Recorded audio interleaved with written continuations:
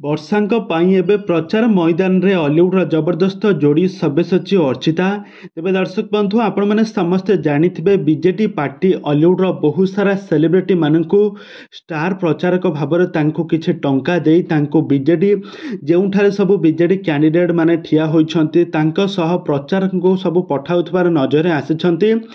ଠିକ୍ ସେହିପରି ବର୍ଷାଙ୍କ ସହିତ ବଡ଼ଚଣା ନିର୍ବାଚନ ମଣ୍ଡଳୀରେ ଏମ୍ଏଲ୍ଏ କ୍ୟାଣ୍ଡିଡେଟ୍ ଭାବରେ ଠିଆ ହୋଇଛନ୍ତି ବର୍ଷା ଆଉ ତାଙ୍କ ସହିତ ଷ୍ଟାର ପ୍ରଚାରକ ଭାବରେ ଯାଇଛନ୍ତି ଅଲିଉଡର ଜବରଦସ୍ତ ଅଭିନେତ୍ରୀ ଅର୍ଚ୍ଚିତା ଏବଂ ଅଲିଉଡର ଜବରଦସ୍ତ ହିରୋ ସବ୍ୟସାଚୀ ଓ ଅର୍ଚ୍ଚିତା ବର୍ତ୍ତମାନ ସମୟରେ ଗାଁ ଗାଁରେ ବୁଲି ଷ୍ଟାର ପ୍ରଚାରକ ଭାବରେ ପ୍ରଚାର କରୁଥିବା ନଜରରେ ଆସିଛନ୍ତି। କିନ୍ତୁ ବର୍ତ୍ତମାନ ସମୟରେ ଯାହା ଚର୍ଚ୍ଚା ହେଉଛି କି ଏହି ଷ୍ଟାର ପ୍ରଚାରକ ମାନେ କିଛି ଟଙ୍କା ପାଇଁ ଗରିବ ଲୋକମାନଙ୍କୁ ଓ ସାଧାରଣ ଲୋକମାନଙ୍କୁ ମିଛର ପ୍ରତିଶ୍ରୁତି ଦେଉଛନ୍ତି। ତେବେ ଦର୍ଶକ ବନ୍ଧୁ, ଏ ସମ୍ପର୍କରେ କ'ଣ ରହିଛି ଅଧିକ ଅପଡେଟ୍ ଜାଣିବା ପାଇଁ ହେଲେ ଆପଣମାନେ ଆଜିର ଭିଡ଼ିଓଟିକୁ ପୁରା ଶେଷ ପର୍ଯ୍ୟନ୍ତ ଦେଖନ୍ତୁ। ଆଉ ଏହା ପୂର୍ବରୁ ଯଦି ଆପଣମାନେ ଆମ ଚ୍ୟାନେଲକୁ ସବସ୍କ୍ରାଇବ୍ କରିନାହାନ୍ତି ତାହେଲେ ସବସ୍କ୍ରାଇବ୍ କରି ପାଖରେ ଥିବା ବେଲ୍ ଆଇକନକୁ ଦବାଇ ଦିଅନ୍ତୁ। ଦର୍ଶକ ବନ୍ଧୁ, ଆପଣମାନେ ସମସ୍ତେ ଜାଣିଥିବେ ଅଲିଉଡର ଜବରଦସ୍ତ ଅଭିନେତ୍ରୀ ବର୍ଷା ପ୍ରିୟଦର୍ଶିନୀ ବର୍ତ୍ତମାନ ସମୟରେ ସେ ଦୀର୍ଘ ଦିନ ପୂର୍ବରୁ ସେ ବିଜେଡି ପାର୍ଟି ତରଫରୁ ବହୁତ ସାରା କାମ କରୁଥିଲେ, ସମାଜସେବା କରୁଥିଲେ।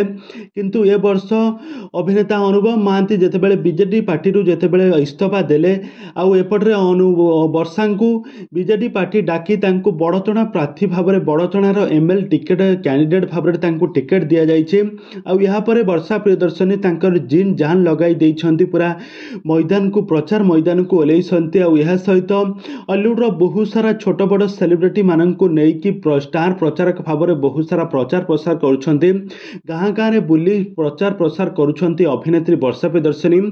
ଆଉ ଏହା ସହିତ ଅଭିନେତ୍ରୀ ବର୍ଷା ପ୍ରିୟଦର୍ଶିନୀ ତାଙ୍କ ସହିତ ଅଛନ୍ତି ସବ୍ୟସାଚୀ ଏବଂ ଅର୍ଚ୍ଚିତା, ଦୁହେଁ ମିଶି ବହୁତ ସାରା ଗାଁରେ ବୁଲି ଗରିବ ଲୋକମାନଙ୍କୁ ସାହାଯ୍ୟ କରୁଛନ୍ତି, ବହୁତ ସାରା ପ୍ରତିଶ୍ରୁତି ମଧ୍ୟ ଦେଉଛନ୍ତି। ସେ ଜିତିଲା ପରେ ବହୁତ କିଛି କରିବେ ବୋଲି ସେ କହିଛନ୍ତି ଅଭିନେତ୍ରୀ ବର୍ଷା। ଆଉ ଏପଟେ କିନ୍ତୁ ଅଭିନେତ୍ରୀ ବର୍ଷାଙ୍କୁ ଦର୍ଶକମାନେ ବହୁ ମାତ୍ରାରେ ପସନ୍ଦ କରୁଛନ୍ତି। ଆଉ ଏପଟରେ ଯେତେବେଳେ ତାଙ୍କୁ ରିଅଲ ଲାଇଫରେ ଯେତେବେଳେ ତାଙ୍କ ଗାଁ ଗାଁରେ ତାଙ୍କୁ ଦେଖୁଛନ୍ତି ସାରା ଓଡ଼ିଶାବାସୀ ବା ସାରା ବଡ଼ଚଣା ପ୍ରାର୍ଥୀମାନେ ଯିଏକି ବର୍ଷାଙ୍କୁ ବହୁତ ସପୋର୍ଟ କରୁଛନ୍ତି ଆଉ ବର୍ଷାଙ୍କୁ ଭୋଟ ଦେବେ ବୋଲି ମଧ୍ୟ ତାଙ୍କର ମତ ରଖିଛନ୍ତି। ତେବେ ଦର୍ଶକ ବନ୍ଧୁ, ବର୍ଷା ପ୍ରିୟଦର୍ଶିନୀ ଜିତିବେ କି ନାହିଁ ଆପଣମାନଙ୍କର ମତାମତ ନିହାତି ଭାବେ କମେଣ୍ଟ ବକ୍ସରେ କମେଣ୍ଟ କରନ୍ତୁ।